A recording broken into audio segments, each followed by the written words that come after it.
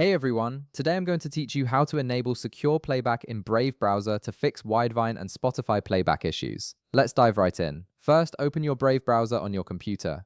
Once it's loaded up, look towards the upper right corner of the screen where you'll find three horizontal lines. This is your main menu icon. Click on it, and from the options that appear, select Settings. This will take you to the main configuration area where you can customize various aspects of your browser. Once you're in the settings panel, take a look at the left side of the screen. You'll see several options listed vertically. Click on Privacy and Security. This section contains important settings that control how Brave handles your data and content permissions, which is exactly what we need to adjust for secure playback. Now, click on Site and Shield Settings. This area allows you to control specific permissions and behaviors for websites, including how they interact with protected content and media playback. It's where Brave gives you granular control over what sites can and cannot do. Next, scroll down through the available options until you find additional content settings. Click on it to expand more detailed configuration options. This section contains specialized settings that aren't immediately visible in the main menu, including the protected content features we need to enable. From here, click on Protected Content IDs. This is the key setting that controls Widevine support in Brave.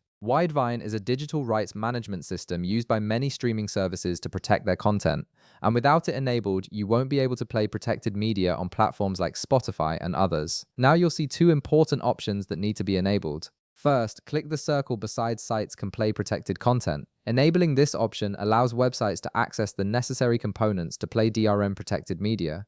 This is essential for any streaming service that uses content protection.